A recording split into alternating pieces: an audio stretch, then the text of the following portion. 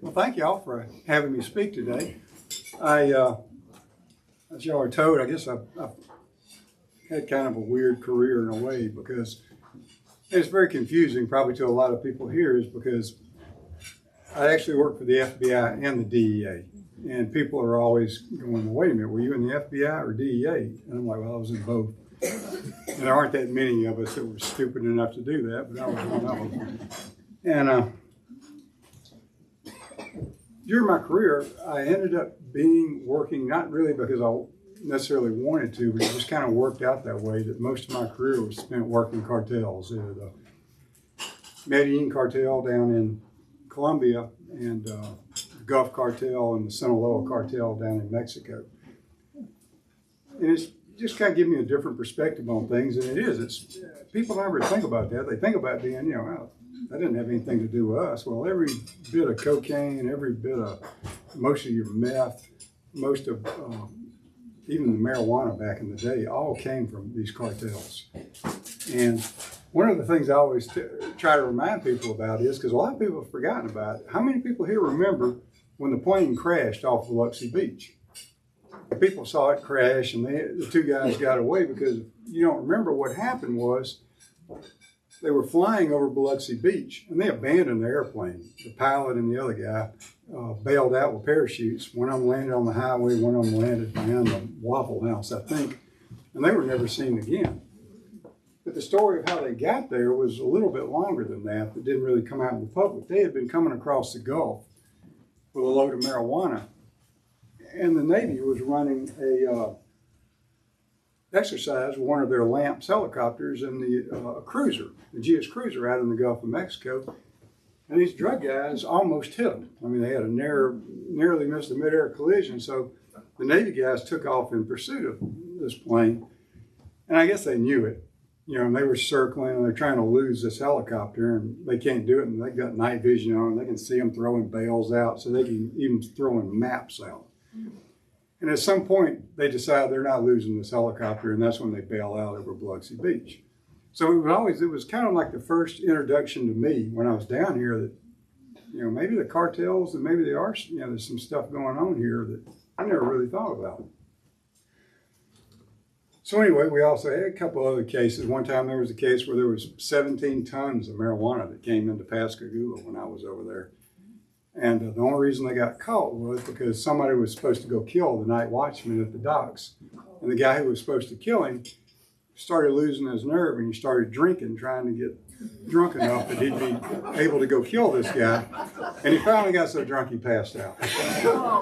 So when they showed up, the guard called, and they got caught. And so we go back to, I don't know, a lot of people probably know that, Coca-Cola had cocaine in it until 1929. Not a lot, but it had enough to relieve exhaustion. As you can see from the ad there, it relieved exhaustion, and I bet it did. I have little doubt that it did. Supposedly, a large bottle of it at the time could have as much as 5 grams of cocaine in it, which is a lot of cocaine. But taking it orally, it doesn't affect you like it does when you take it through your nose or any other way, or smoke it. And there's just more talking about the chemistry of it. But in 1988, I went to work. I had originally gone to law school just to go to the FBI. And then I kind of got diverted to the district attorney's office when I realized it was going to take a lot longer to get hired by the FBI than I thought. I guess I thought, it was like going to anywhere else and you apply, but they do background checks on you, and you do interviews and all this stuff. It just takes a long time. So eventually, though, they did get around to hiring me.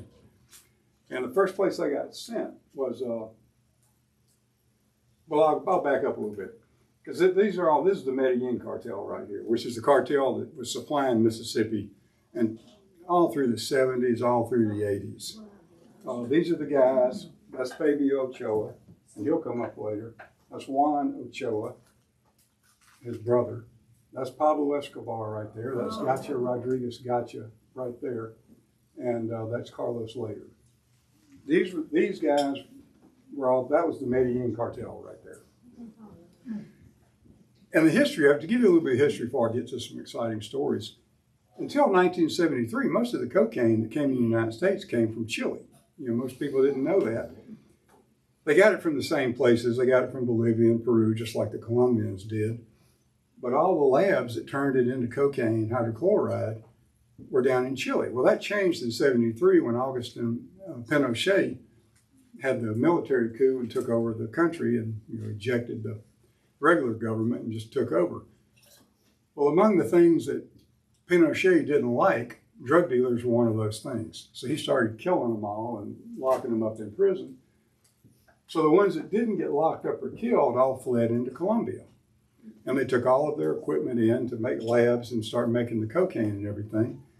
Well, the only problem was when they got there, the Colombians killed them and took all their stuff, and they started making it. But it was really, kind of small amounts at first. They were just a few kilos, and they would smuggle them in on airplanes and stuff. And what really changed things was this guy right here, Carlos Later, which brought the modern, cocaine, invasion that we have. And this is one of the books that you can read that talks about this. This was written about a guy named George Jung. And George Jung was let's see him right there. He was a marijuana dealer, just like Later was. And they get put in prison together in Danbury. And I guess they don't have anything else to do but talk about things and drugs, And so what often happens is we send people into prison as small-time criminals, and they come out as much bigger criminals. So these guys got together. Carlos Later is like, man, I can get a lot of cocaine, but I don't know where to sell it. George Jung is like going, well, I've been selling marijuana, all over the country. He said, if you got cocaine, I could sell it to the same people. So they started doing that, and they ran a few. Like I said, there's a picture of Later with Carlos Escobar, who he was getting it from. Well, they brought in a couple of kilos and all, but then all of a sudden Later gets the brilliant idea, why don't we go get an island somewhere where we can start flying this stuff into the United States? So they go and they basically take over an island in the Bahamas called Norman's Key. And this is it. This was the airstrip. This is where Later's place was. And they just basically took it over. They ran off all the people that lived there. He brought in mercenaries, and it was quite famous for a while. Walter Cronkite was a big sailor, and he went here one day, and they ran him off at gunpoint. And he wrote about it. But now there's not much there. Right here, there's a great hamburger restaurant. Laura and I went there when we were on our vacation. And we go in there, and it's called McDuff's, and they have a $25 hamburger. And I'll say it's like Pulp Fiction, where he tastes the $8 milkshake, and he's like, he goes, I don't know if that's worth $8 or not, but that was a pretty darn good milkshake. Same thing with a $25 hamburger. I don't know if it's worth that, but it's a pretty darn good hamburger. So anyway, this is one of the airplanes that's crashed there, which is kind of a tourist attraction. This is what it looked not too long after it crashed. One of the drug planes that just didn't make it when it was taken off. And now you can go back, and this is what it looks like now. It's big. Now it's become a tourist attraction. And everybody in the world comes and snorkels on this airplane. We did too. And that's just what the bay looks like. This is the bay that would get you shot if you were in those boats were like that back in the around 79 to about 85. And that's all. This is what's left of poor old Carlos's houses, where all his dogs were and all his mercenaries and everything were. In 1988, I ended up going to work for the FBI, and I was sent out to Texas. And as soon as I hit the ground there, I found out we were working this cartel called the Gulf Cartel. The thing about the Gulf Cartel was they were starting to bring cocaine in for the Colombians through Mexico. This was the first time this had ever happened. And the way they were doing it was they would just fly huge loads of cocaine down to the border, Matamoros. They would stockpile it there, and then they would just carry it across, 5, 10 kilos, whatever they could get, and they'd stockpile it again in other warehouses down there. And then they would haul it mostly to New York, some to New Orleans, some to Chicago. But it was the Cali cartel. It wasn't the Medellin cartel. The Medellin cartel was still bringing things in through Florida, mostly. But you'd had the George Bush task force that was formed in 1982 that was kind of starting to squeeze them out of Florida a little bit. And I'll talk to you more about that later. So anyway, this is that gang right here. That's Juan Nguera, who was the head of the cartel. That's Juan Garcia Abrego up at the top there. That's Juan Nguera Jr. over to the right. And that guy's name is El Profe. The way we got into this case was Juan Nguera got old and had a stroke, and there was a kind of a power fight between Juan Garcia Abrego and Juan Nguera Jr., who was Juan's son. El Profe there decided to go with Juan Nguera Jr. and support him in his bid to take over the Gulf cartel against Juan Garcia Abrego. Well, Garcia Abrego didn't like that much, so he had some people shoot El Profe about 25 times in his driveway one morning. But he didn't die. They take him to the hospital, and he's shot up, like a sieve. And they realize they can't fix him, so they airlift him to San Antonio, and they actually save him. The only problem was Garcia Abrego didn't realize they had airlifted him there, so he sent his hit team to the hospital to finish him off. But when they get there, they go through the records, and they can't find his name because he's not there. Well, instead of coming to that conclusion, they come to the conclusion that he's there under a fake name, so they kill every single patient in the hospital to make sure they got him. So that's the kind of, just letting you know, these people kind of look friendly in these pictures and all, but they're really not. They're really, really pretty evil people. So anyway, El Profe, when he finally healed up from all his bullet wounds, he comes to us and becomes an informant for us. And after you rode around with him a little bit, you begin to realize why he had been so easy to kill, because he drove around in this huge Bentley. And I'm like, don't you think you ought to be like driving a Chevrolet or something? And he's like, no, they won't find me. So anyway, he was our main informant, and he helped us get wiretaps. Anyway, one of the ways these guys would keep from being caught was they would use pagers and payphones. So that had kind of been an insurmountable problem to catching them before that, because you got a pager. They would page one of their people operating in Texas to tell them to go pick cocaine up or something, and they just go to a payphone. Well, there's really no good way to know which phone they're going to go to or anything. So you couldn't do anything. Well, I happened to work for a guy who was kind of nerdy. He's one of these FBI agents, just like a super nerd, but he's like super brilliant too. I guess the kind they put on TV sometimes. If you watch that Criminal Minds, he's like that blonde-haired guy that's so goofy. And he came with the idea, because why don't we just tap all the payphones? And we're like, well, that's there's only like 1,000 payphones. He goes, no, just tap the ones he goes to. So we put surveillance on him for 2 weeks, and we watched. Actually, Profe had told us about one of the guys that he had in Dallas, Texas. So we started doing surveillance on this one guy, and we noticed that whenever he would get paged, he would never go more than a few miles from his house. So we drew a circle on a map. We go like, he never went farther than this. And it was like 27 payphones. So we just tapped all 27 payphones.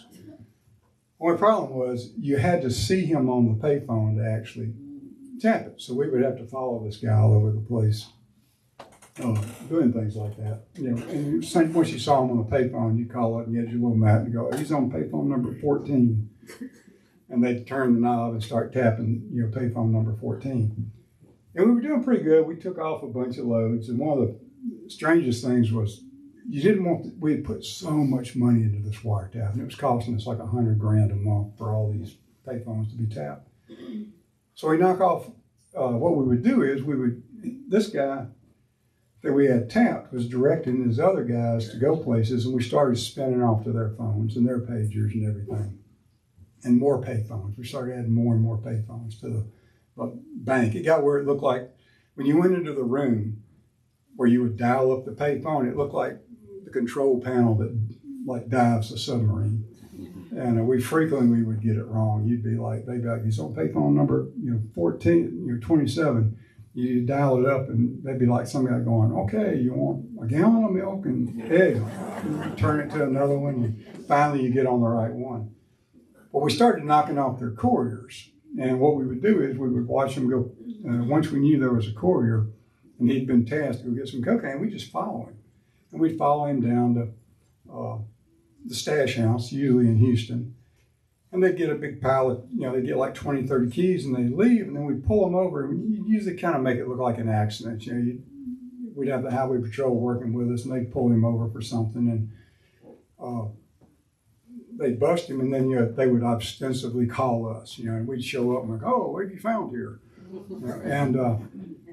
So to preserve the wire, because once you arrest a guy, you got to tell him. You have to tell him how you caught him and everything. So what we would do is we'd come up and we'd talk to the guy and we go, listen, they found this 20 keys in your car. Do you know anything about that? He's like, no, I don't know how that got there. And we go, well, that's good enough for us. You can go. And so then we would go back and we would bust the house, the stash house that he got it out of. And the first time we got one, we got like 160 keys out of it. And then he gets the phone call. We get the phone call. He's calling the boss saying, yeah, I got stopped and all the potatoes are gone. And they're like, okay, well, where are you locked up at? And he goes, oh, I'm not locked up. They'd be like, how are you not locked up? He goes, I don't know. They just let me go. And they go, you didn't tell them nothing. You didn't cooperate. And he goes, no. They go, well, they hit the potato house right after that. And the courier's like, oh. And they go, yeah, oh. So then this poor same courier, we were knocking off a bunch of them. And most of the time they'd use different ones, but they used this poor guy again. They finally got convinced him that he had nothing to do with the stash house. So this time we follow him down there. He leaves again. We pull him over. We knock him off with like 40 kilos. Same thing. We say, was this your cocaine? He goes, no, I don't know how I got in there. And I'm like, we believe you. You can go. And he wouldn't leave. And we were like trying to get in our cars and he's following us. We're like, no, you can go. You can go. And he's like, well, why can I go? And I'm like, we believe you. You said it wasn't your cocaine. You wouldn't lie about that, would you? And he's like, no. I go, okay, go. So he calls back up and talks to Louis Madrana, who was their main enforcer. And Louis like, I got arrested again.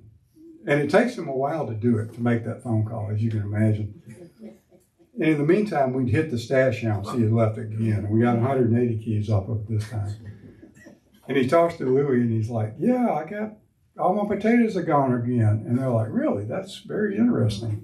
He goes, because the potato house got hit again. So you didn't say anything this time either, I bet, right? And he's like, no. He goes, but they let you go, right? He goes, yeah. And he goes, I think we're going to come need to meet the boss and explain this story to him in person. He's like, sure, be glad to. Where?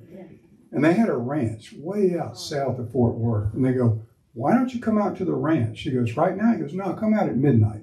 And he's like, I don't think I want to do that. And they were like, well, you really need to. And we never saw him again, so I don't really know what happened.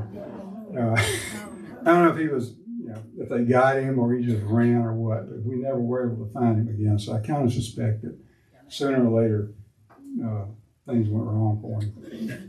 And they were bad. Like I said, these people, I kind of make light of it, but they were horrible. One of our informants that El Profi had set us up with, and we arrested him, and he was providing information on the wiretaps. At some point, they began to suspect he was working for us, and they threw him out of an airplane over South Texas. So it was kind of risky for them to get the impression that you were helping. But in the final culmination of this thing, and I missed out on the whole thing because we had a guy come up with a motorhome, and we knew he'd gone down to pick up a huge load. So he got 300 kilos, and they lost him coming up from Houston, but he was coming up on I-35, and I lived off I-35, and this is like in the afternoon. I'm out cutting my grass, and my pager goes off, and I call him, and they're like, you got to go out to Interstate 35. We lost the motorhome. See if you can pick it up. So, I'm sweaty. I got a T-shirt on. I jump in my truck. I drive out to the interstate, and I sit there. And after about an hour, here comes the motorhome. So I'm pulling him behind the motorhome, and I'm calling on the radio like, yeah, I'm behind these people. I'm behind him. So we follow him all the way to his house up in North Dallas. And they leave me and three other guys that got called in on him all night. And they go, oh, and we were exhausted because, like I said, we didn't have any sleep. So we're sitting there all night. And they go, don't worry, we're going to have another team come and relieve y'all at 7 a.m. in the morning. I'm like, okay, that's great. We can hang out till 7. So we're sitting there. And at some point, all 4 of us must have fallen asleep because somebody gets on the radio like, hey, is anybody driven by there to make sure the motorhome's there? Oh, crap. So we drive by and the motorhome is gone. And so now we're panicking. So we sit down, we're like, well, there's only 3 ways he could leave because we knew he was heading to New York. So everybody took a route. I think I got Interstate 40. And so it was the worst trip because I'm driving along like 100 miles an hour. And of course we had to radio our boss and tell him we'd lost him. So the whole time we're going along, our boss is yelling at us over the radio. And we're on the repeater channel, so everybody in Texas can hear how bad we've screwed up. And it's like, I don't catch that motor home, don't even come back. So we're going along, and thank God, all of a sudden I look up and there's the motor home. So I call everybody else, and we get behind the motor home, but part of the problem was the motor home held so much gas. And so we're following this guy to New York, and now I'm really tired because I've been up all night. And I'm dirty. And the surveillance team that was supposed to relieve us is trying to catch us, but they're an hour behind. So we're going along, and he's not stopping for gas. I don't know how much gas this darn motorhome holds, but I mean, he ain't stopping. I'm pulling over. I'm filling my car up with gas, and I'm grabbing Joke Colas, and I'm drinking them, and I'm driving down the road with one eye open, trying not to run off the road.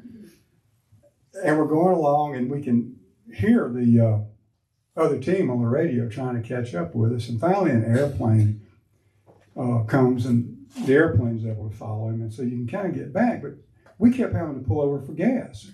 And you'd pull over for gas, you'd fill it up, you pull back on, you go, where is he? And they go, well, he's mile marker 137. You're like, man, I'm at mile marker 127. So you'd be driving like 120 miles an hour trying to catch back up to the surveillance.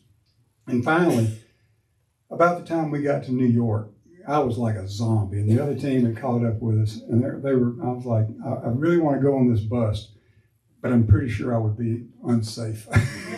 You don't want me holding a gun or anything. So we go hit a hotel room, they hit it, they get like $3 million in cash, sealed up in things. He's got 300 kilos of cocaine in the motorhome and everything. And so that would have been the end of the story, but I got to do one more interview with the guy because we didn't want to let on to him, just like the other couriers, but he ran. We let him get away up in New York. We just kept looking the other way until he finally got the hint and took off running. But the motorhome was registered to him. We're like, is this guy ever going to leave? We were that near just be, the most incompetent agents he probably had ever saw in his life. So finally, he takes the hint and he runs off. So I was given with another agent the job of giving what we used to call the dumb interview, which is where you would go interview one of these guys, but you wouldn't act like you knew anything. You had to act like you were dumb. So I had to go in there and go, hey, we caught a motorhome with 300 kilos of cocaine up there in New York. You know anything about that? And he's like, nope. I was like, because the guy looked a little like you. He goes, wasn't me. And I go, well, okay then, thank you. And again, he walked out probably thinking we were the dumbest people he'd ever done. But that was my last thing to do with that case because I actually, he didn't end up getting caught. This is Garcia Abrego getting caught. He was finally reeled in, and that guy in the motorhome actually ended up being the biggest witness we had against him because a lot of the other ones were dead. And then this, and it went on. They got a new guy in charge, and the Gulf Cartel actually still operates down there.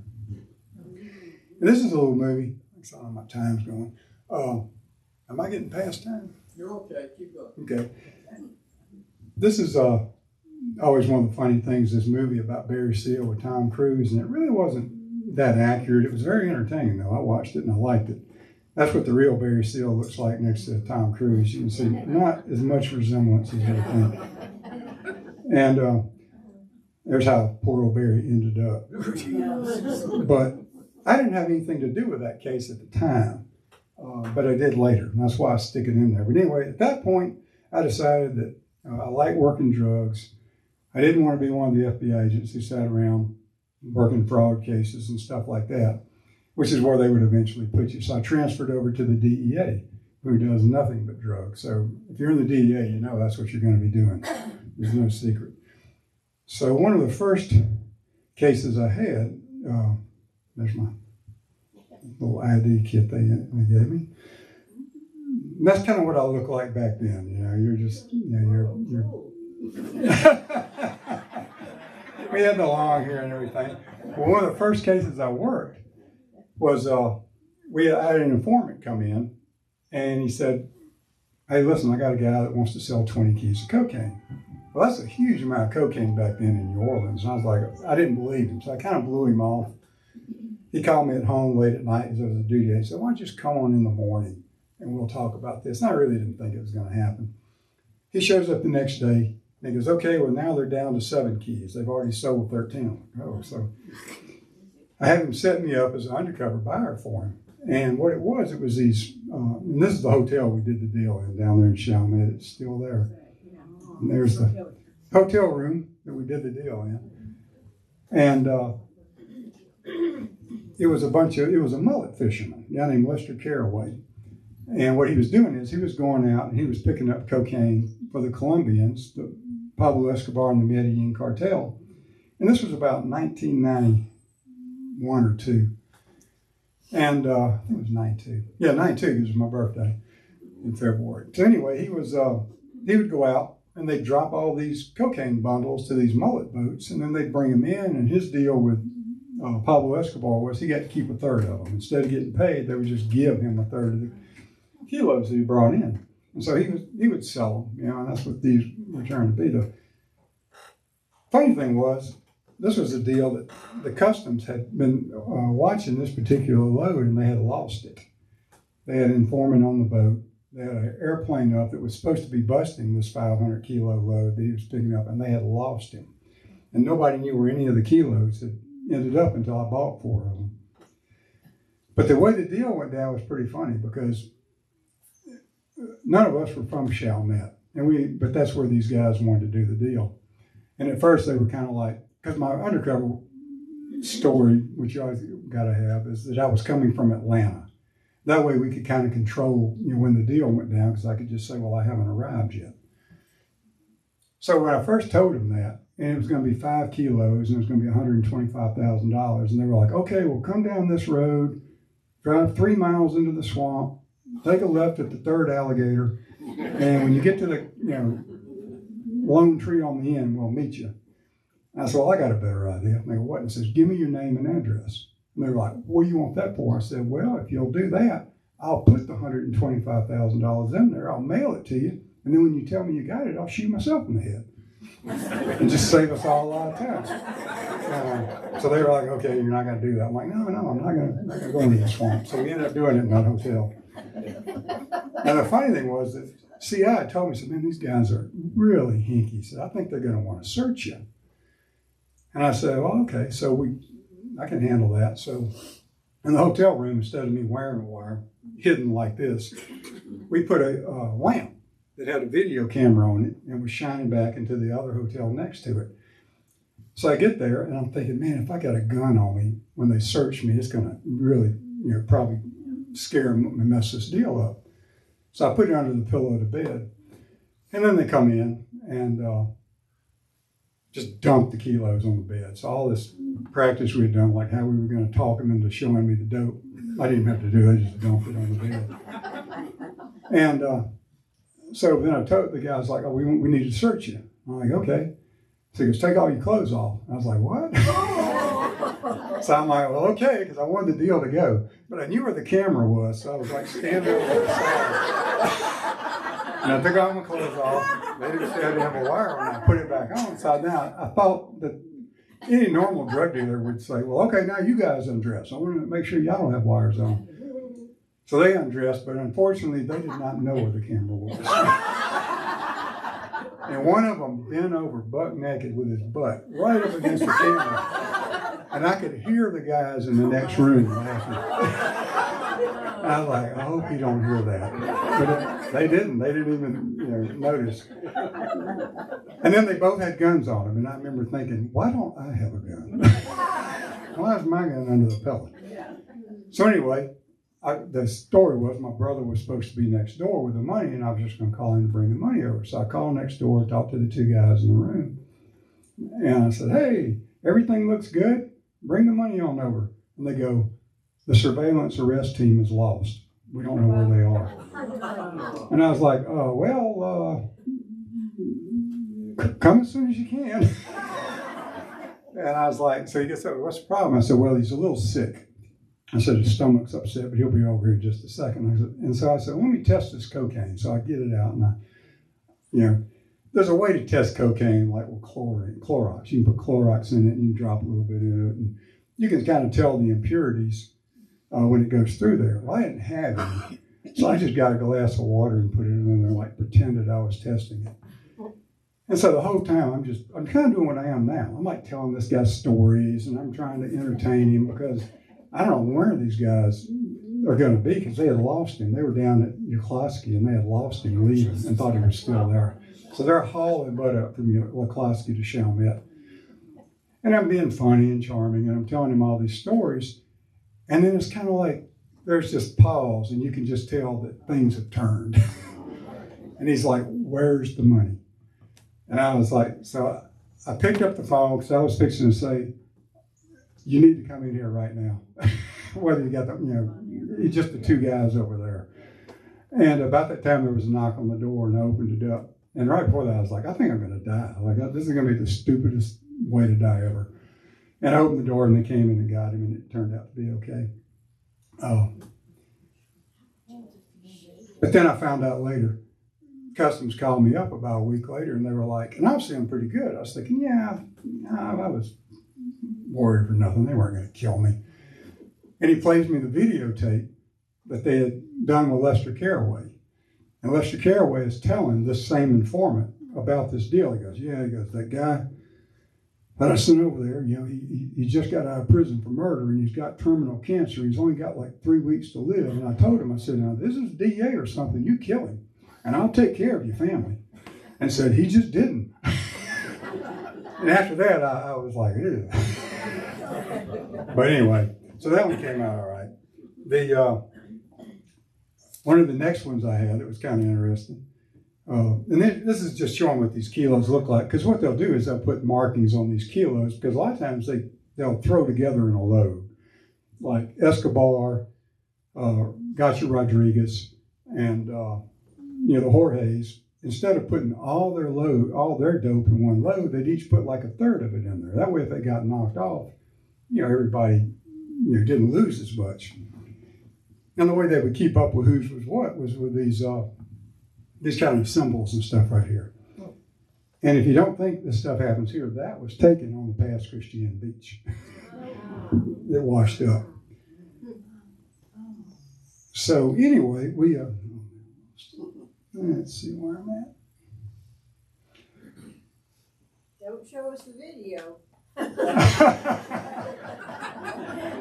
I lost that video in Katrina, thank goodness, where most of my pictures got lost. So anyway, the next kind of interesting thing I had happen was ATF, working in New Orleans, had this guy come up, and he was trying to buy machine guns for Pablo Escobar.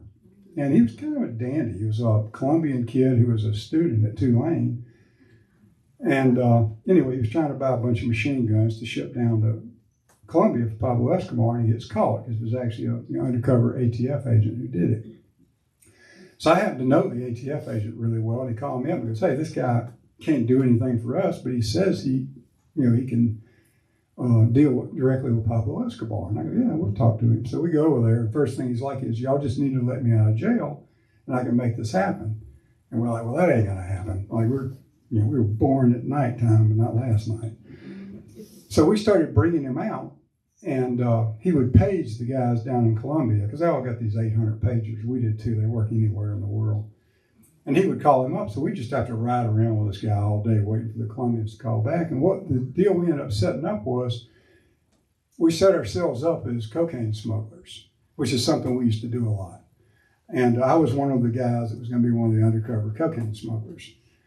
So we set this deal up. We were supposed to go pick the cocaine up in Grand Cayman. And we get on this 90-foot boat, and I always called it the voyage to nowhere or the voyage from hell or whatever you want to call it. So we're going down this, we're going across the Gulf of Mexico. Storms are hitting us. We're in like 12-foot seas. We're all throwing up. That's Fernando Maffioli. This was the guy who worked for Escobar that we were actually talking to on the phone.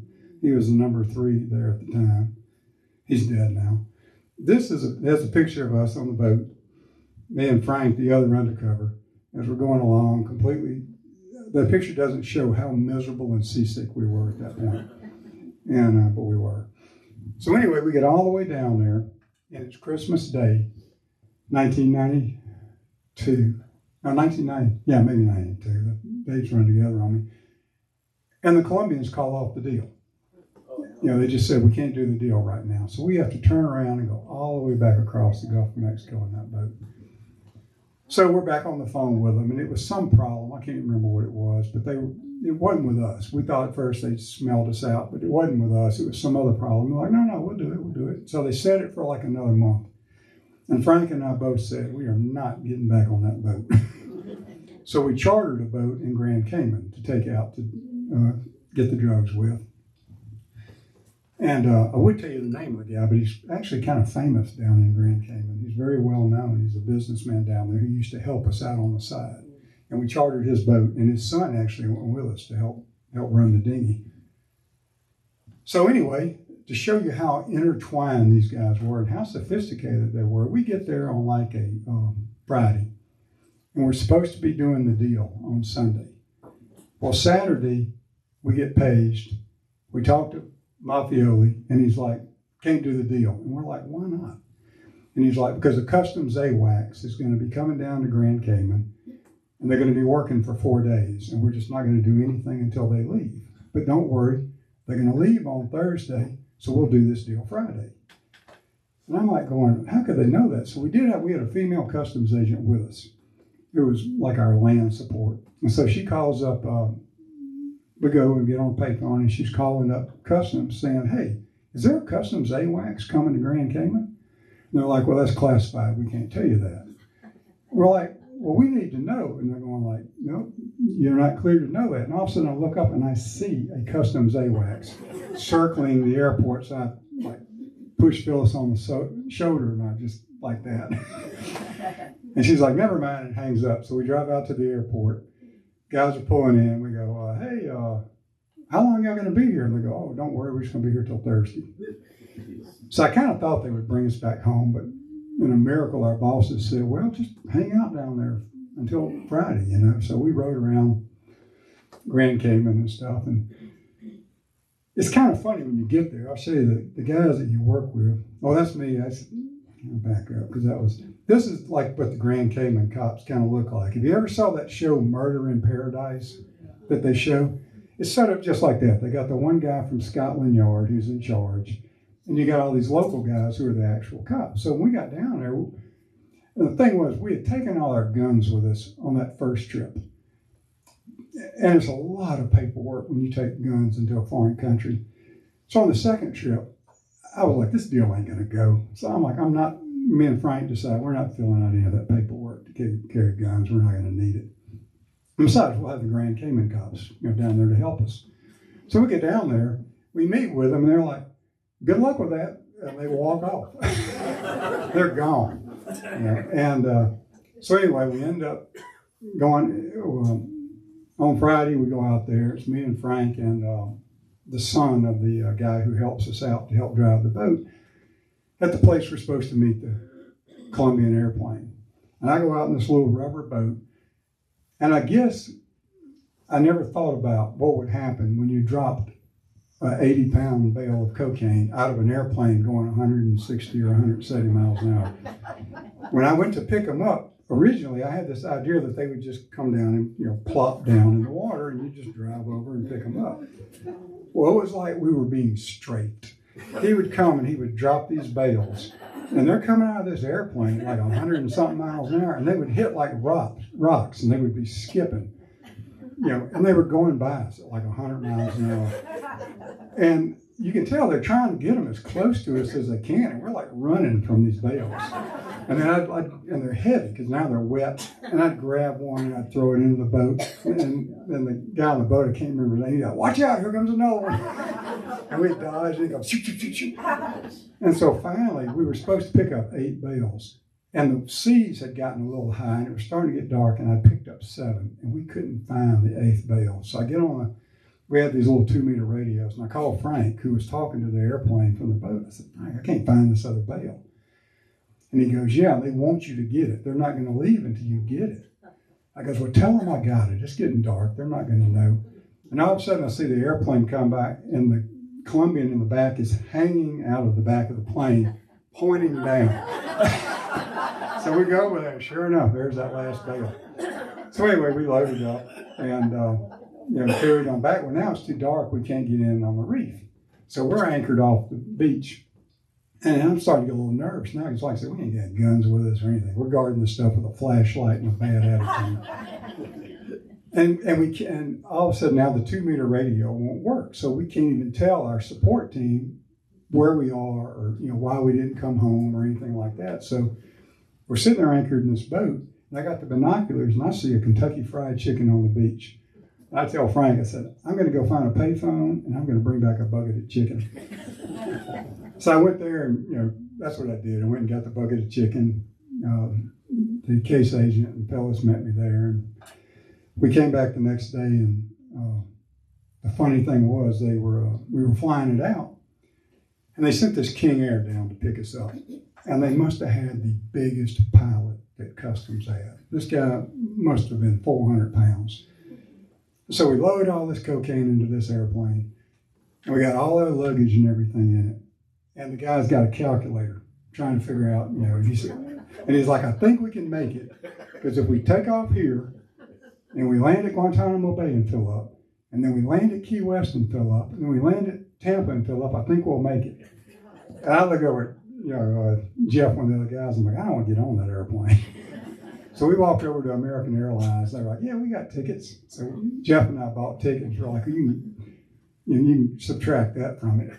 And to show you how penny ante the government is, it took me 9 months to get reimbursed for that.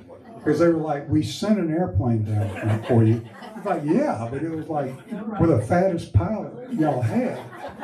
And it just didn't look safe.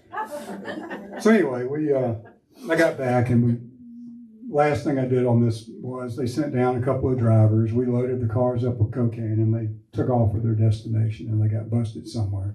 And I didn't really have anything to do with that. So let's see. But I'll show you that. That's me in the jail cell with the cocaine, with the bale showing what the label looks like and everything. And the reason I look like that is because, one, I was completely soaked and nasty from having been out on that boat, and 2, I'd brought clothes for like 3 days, and this was about day 8 or 9. So I was starting to kind of run out of clothes. There's me looking much nicer when I'm back at the house. Me and Frank, the other undercover, Jeff, the case agent, and me, doing our brag shot in front of our cocaine. But that was the 2. I don't even remember any of the Grand Cayman guy's name. But yeah, that's what we do. We're hauling cocaine around the back of a pickup truck in Grand Cayman without guns. Yeah. How do you dispose of the cocaine that you get?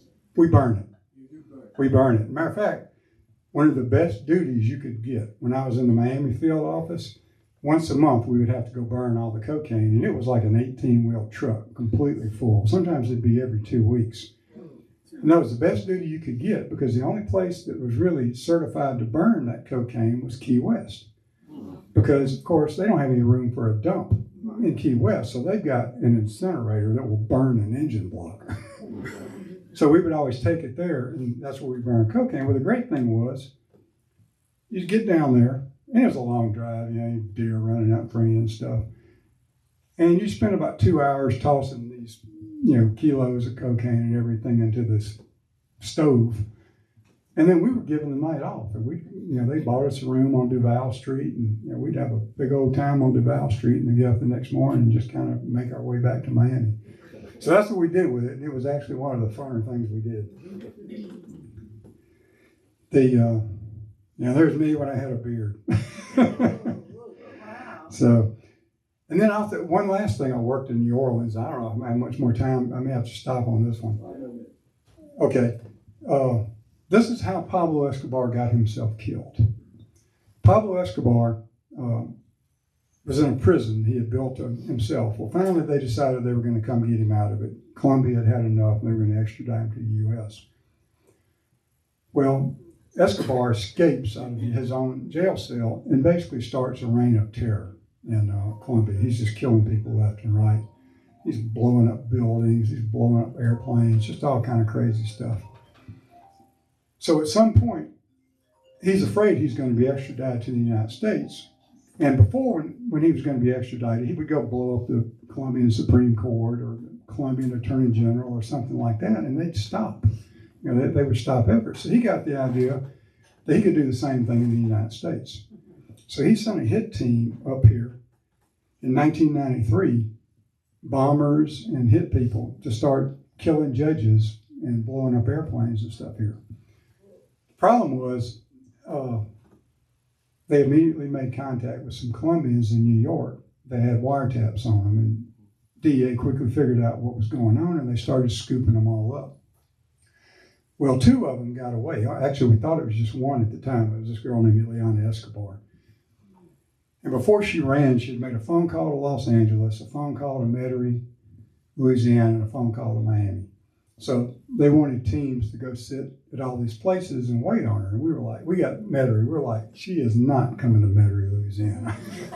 There ain't no Colombians down here. She's going to go to LA or Miami. So we were kind of twiddling our thumbs thinking, this is just a Hummer. This is just wasting our time. So we were there for about 2 weeks watching this house that the phone call had been made to. No sign, or we keep calling our bosses, can we stop now? Can we stop? And all of a sudden one night, this couple comes out. And they're walking, and so we're following them, and they go to the TJ Maxx. And we sent a couple of guys in there because we had a picture of her. And they come back out, and they're like, I think this might be her. So she comes out, and we decide we've had it. We jack her up, and this guy's with her. And we didn't know who he was, but he had a New York t-shirt on, which was kind of a clue. And so she wouldn't tell us nothing. We're like, what's your name? Screw you. Where are you living? Screw you. So we just arrest her. But then we didn't know what to do with this guy because he was being really polite. His story was, look, I live near these people. I was visiting them. This girl's visiting them. I just walked to the store with, I don't even really know her name. And he was so polite and nice, I was starting to buy his story. So we go back to the office, and we're trying to decide what to do with him. Finally, we had an INS guy on our task force. He says, what, just let me arrest him for being an illegal alien. He's probably not, but he don't have an ID. At least we'll hook him up some way. So I'm like, fine, we'll do that. So we go take him to the marshals. The next morning, I get a call from the U.S. Attorney's office, like, oh man, y'all really hit the jackpot last night. And I go, yeah, I heard that girl was pretty bad. And they go, no, the guy. So that's Pablo Escobar's #1 bomber. That's the guy who blew up the airliner, he blew up the police station, he blew up a mall. He just killed hundreds of people. So anyway, he ended up getting kind of rolled up by another 3-letter agency. And they ended up debriefing him. And based on what they told him, and the thing was, we were all told this is super secret. You can't tell anybody. This is all classified. 3 days later, it's in the New York Times. There's the thing: a full death plot, plotted by drug chief. But I'll end it here. The end of all this was that the United States decided that Pablo Escobar just needed to die. And there's a book here, Killing Pablo, which details the investigation by DEA and some other people into finding Pablo and killing him. This was the picture. This was actually, I'll be real quick, this is a famous picture. That's Steve Murphy, a DEA agent. And he had his picture taken with Pablo Escobar's body. And the best souvenir you could have in DEA was to have one of these autographed pictures from Steve over your desk. And I didn't have one, but my partner, who was roommates with him at Quantico, had one, and he had written at the bottom of it, he goes, "This is what I did this week, Bill. How is your career going?" And they actually made a movie, and you can see there's the Hollywood actor playing Steve. So Steve even had the thing, he got a Hollywood actor to play him. But I'll say this is, and the reason Bowden wrote that book was because he was doing the book on Black Hawk Down and was at General Garrison's office, and he saw that picture of Steve Murphy on there, and he goes, why do you have a picture of Pablo Escobar? Because people didn't know how he had been killed, and I think now there's still the story that the Colombians killed him, but not the Delta Force team that was there and left like 30 minutes after he died. So anyway, but Garrison said, he goes, "I keep that picture on my wall behind me to remember that no matter how big you are, you can still be too big for your britches." So anyway, that's it. I've got more, but I don't know how much more everybody can take. So anyway, has anybody got any questions or anything? Does anyone have any questions or anything? I have two questions actually. The first one would be when you were chasing the camper down to on up to New York. Yeah. Why didn't the state police or somebody put a fake accident or something that would stop the traffic and allow you to catch up? And Well, the second question part of it was that we were all so tired that I could barely write my name, much less come up with complex plans. And the second question is, when you were burning the cocaine down in Key West, did anybody ever stand downwind? Well, it didn't matter because this thing, when we were doing it, I looked over into it because it was deep. They dug it down into the bedrock. And it looks like the jaws of hell when you look down into this thing. I mean, it's just flames and so you just dump it and it lands down in there and they hit it with, I don't know how many 1,000 degrees this thing does, but there's nothing left. It doesn't fill the air? No, it's It's incinerated. it's gone. It's like a little miniature, I guess, hydrogen bomb or something. There's nothing left. Like I said, they said, "Oh, you can throw an engine block in here," and said it will dissolve that engine block almost as quick as it burns up the cocaine. Everybody here has enjoyed what you've had to offer, and I'm sure you have more stories, am I correct? Oh, yeah. Yes. I covered about 2 years of my career right there. Would you be willing to come back another time? Sure, yeah, I'd be happy to. Yeah, when you have a hole in the schedule and you can't find anybody good, just give me a call. I'm not saying I'm good, but I'm available. You are good. Thank you, Ralph. Well, thank y'all so much. It's been a pleasure.